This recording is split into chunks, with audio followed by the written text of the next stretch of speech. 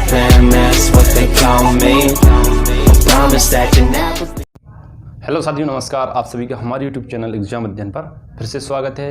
हमने जैसा कहा था कि अब हम सॉल्व करेंगे एक्सरसाइज 13 यानी चतुर्भुज का अर्थ, उसके विकर्ण, संलग्न भुजाएं, सम्मुख भुजाएं, सम्मुख तथा बाह्य कोणों का बोध। ठीक है, तो यहाँ पे आपको कुछ थ्योरेटिकल चैप्टर है ये, इसमें आपको क्वेश्चंस नहीं मिलेंगे। क्वेश्चन है तो वह आपको प्रकार, पटरी और कुछ इंस्ट्रूमेंट्स लगेंगे जो ज्योमेट्री बॉक्स में होते हैं, उनसे सॉल्व करेंगे। तो यहाँ पे हम सिर्फ थ्योरिकल की बात करेंगे और जो एग्ज़ाम में आता है वही ज़्यादा इसमें इम्पोर्टेंट है नहीं है इस चैप्टर में 13 और 14 में। ठीक है, तो दोनों सिर्फ थ्योरेटिकल हैं और दोनों में 14 में प्रमेय हैं। तो हम इसी चैप्टर, इसी क्लास में, इसी वीडियो में 13 और 14 को डिफ़ाइन करेंगे। उसके बाद हम एक लास्ट चैप्टर है चक्री चतुर्भुज का, उसे हम सॉल्व करेंगे। ठीक है, तो चलिए 13 में कुछ इंपॉर्टेंट हैं वो पढ़ लीजिए आप। यानी कि आपको चतुर्भुज का अर्थ पूछा है, चतुर्भुज है क्या। ठीक है, तो चतुर्भुज चार भुजाओं से मिलकर बना एक आकृति, बंद आकृति चतुर्भुज। कैसा ये, ठीक ठीक है। यानी कि चतुर्भुज किसे कहते हैं, इसकी परिभाषा क्या है। चतुर्भुज वह है जो चार भुजाओं से मिलकर बना हो, 1 2 3 4। ठीक है, चतुर्भुज चार भुजाओं से मिलकर बना हो, वो हमारा क्या है, ऐसी बंद आकृति जो चार भुजाओं से मिलकर बनी हुए, तो वो क्या कहलाती है, चतुर्भुज। ठीक है, चलिए अब आ जाता है विकर्ण। विकर्ण क्या होता है, सम्मुख कोणों को मिलाने वाली रेखा। अब सम्मुख कोण क्या है ये देख लीजिए। तो जो आमने सामने के कोण होते हैं चतुर्भुज में, इन कोणों को सम्मुख कोण कहते हैं। इसका सम्मुख कोण ये है, हम इसे नाम देते हैं चतुर्भुज को ABCD।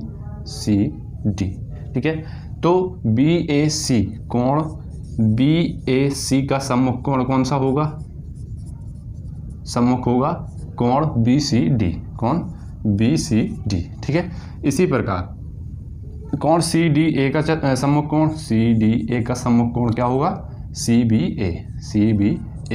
ठीक है, चलिए तो यहाँ पे आपने जाना सम्मुख कोण और विकर्ण। विकर्ण क्या, सम्मुख कोणों को मिलाने वाली रेखा विकर्ण है। ये विकर्ण है और ये विकर्ण है। तो चतुर्भुज में क्या क्या होता है, चतुर्भुज में पहला पॉइंट चार भुजाएं।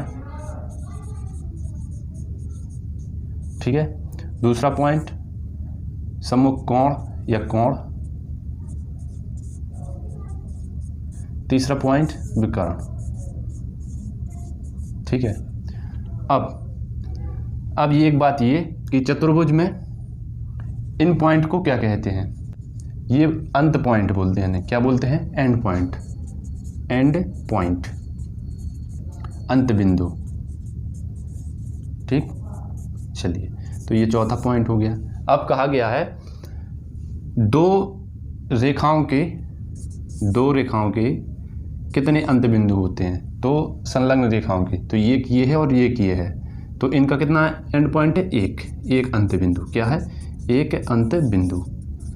किसका, दो संलग्न रेखाओं का। ठीक है, कितने हैं, एक पॉइंट। अब बात आती है कि एक रेखा के कितने एंड पॉइंट होते हैं, कितने अंत बिंदु होते हैं। तो एक रेखा के दो अंत पॉइंट होते हैं, एंड पॉइंट होते हैं, कितने, 2। तो छठा पॉइंट है कि एक रेखा के कितने अंत बिंदु होते हैं, तो वो होते हैं 2। ठीक है, चलिए तो ये सब चतुर्भुज से रिलेटेड कुछ पॉइंट थे। अब चलते हैं एक्सरसाइज पर। ठीक है, चलिए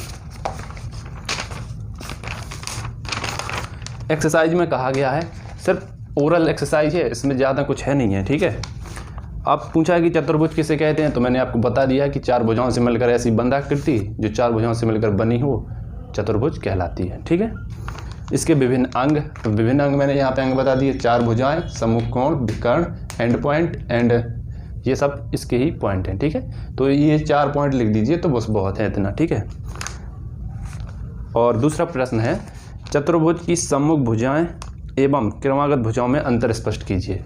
सम्मुख भुजाएं, चतुर्भुज की सम्मुख भुजाएं यानी कि आमने सामने की भुजाएं और क्रमागत भुजाएं। तो सम्मुख भुजाएं यानी आमने सामने का, और क्रमागत भुजाएं यानी कि ये और ये। तो अब आज इसमें अंतर क्या है? तो अंतर ये है कि आमने सामने की भुजाओं को सम्मुख भुजा कहते हैं, ठीक है, जबकि पास वाली भुजा को क्रमागत भुजा कहते हैं। यही इसका अंतर है, कहते हैं। और एक अंतर ये भी हो सकता है कि संलग्न भुजाओं का अंत बिंदु अलग अलग होते हैं, जबकि क्रमागत भुजाओं का अंत बिंदु सेम होता है। ये हो सकता है एक अंत बिंदु भी, ठीक है। अंत बिंदु पहले वाले में सेम, पहले वाले में अलग अलग, यानी संलग्न वाले में अलग अलग, और क्रमागत वाले में सेम, ठीक है। चलिए, तो ये हो गया इसका। और क्वेश्चन तीसरा, इसे आप अपने ज्योमेट्री सेट से करेंगे सॉल्व, और कॉपी पेन लेके एक ग्राफ पेपर में बनाएंगे, ठीक है। इसी तरह क्वेश्चन चौथा है। और क्वेश्चन 5 में आ जाते हैं, सम्मुख कोण किन्हें कहते हैं? सम्मुख कोण मैंने आपको पहले भी बताया कि आमने सामने के कोणों को सम्मुख कोण कहते हैं। कहाँ? चतुर्भुज की, चतुर्भुज के आमने सामने के कोणों को या एकांतर कोणों को सम्मुख कोण कहते हैं। चतुर्भुज में एकांतर यानी एक अंतर के बाद, एक अंतर यानी एक, इसे आप इसका सम्मुख कोण निकालना है तो इसे एक को छोड़ दो, जो तीसरा मिलेगा वो इसका सम्मुख कोण होगा, ठीक है। तो एकांतर कोणों को हम सम्मुख कोण कहते हैं, ठीक है। तो ये सम्मुख कोण हो गया। अब है क्वेश्चन 6वां, चतुर्भुज के अंतः तथा बाह्य कोणों को समझाइए। चतुर्भुज के अंतः कोण, चतुर्भुज के ये जो अंदर कोण है ये अंतः कोण है। अगर हम इसी में एक लाइन ऐसी खींच दें, ठीक है, तो जो ये कोण है ये इसका क्या है? बाह्य कोण है। क्या है? बाह्य कोण, ठीक है। चलिए, तो ये बाह्य कोण है इसका।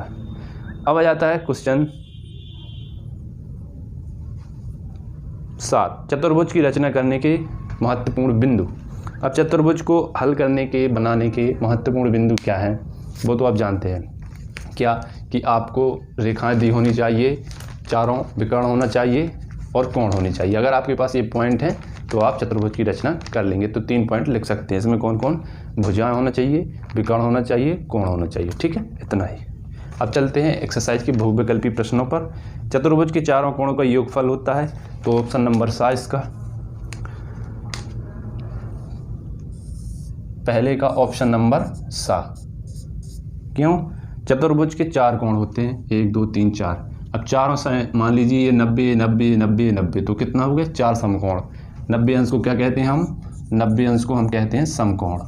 एक चतुर्भुज में कितने कोण होते हैं? मान लीजिए कोई एक वर्ग है, वर्ग में क्या होता है कि सभी लंबवत होते हैं एक दूसरे को, 90 अंश पर होते हैं। तो ये 4 कोण मान लीजिए, ठीक है। तो 90 90 के कितने होते हैं? 4। तो कितना समकोण होते हैं? 4 समकोण योगफल के बराबर होता है। Option number 7 is the right answer पहले क्वेश्चन का, ठीक है। क्वेश्चन दूसरा है, चतुर्भुज की वे 2 भुजाएं जिनका एक उभयनिष्ठ अंत बिंदु होता है कहलाती हैं। मैंने पहले बताया था, चतुर्भुज की 2 उभयनिष्ठ भुजाएं जिसका अंत बिंदु होता है, क्या होता है? एक होता है इसका अंत बिंदु, तो इसे क्या बोलते हैं? क्रमागत भुजाएं। ऑप्शन नंबर बा, दूसरे का ऑप्शन नंबर बा। क्वेश्चन में पूछा था चतुर्भुज की 2 भुजाएं जिनका एक उभयनिष्ठ अंत बिंदु होती हैं, कौन सी भुजाएं कहलाती हैं? क्रमागत भुजाएं कहलाती हैं। ऑप्शन नंबर बा, दूसरे का।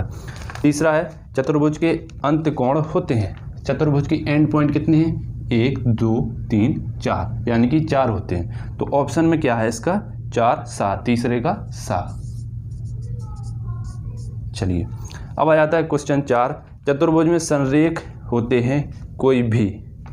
अब संरेख होते हैं कोई भी, 1 बिंदु 2 बिंदु 3 बिंदु 4 बिंदु। संरेख यानी एक सीधी रेखा में, एक सीधी रेखा में तो 2 ही बिंदु हमें सामने आ रहे हैं, एक दिख लीजिए, ये मान लीजिए, और एक ये मान लीजिए।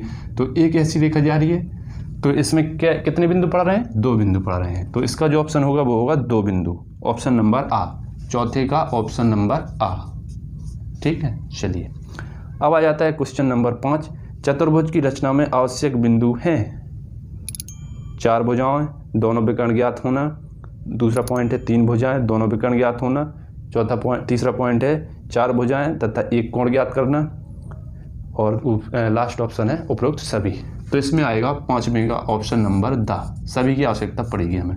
ठीक है, तो इस हिसाब से ये थी हमारी एक्सरसाइज 13 और थ्योरेटिकल थी पूरी एकदम, इसमें कुछ ज़्यादा इंपॉर्टेंट था नहीं।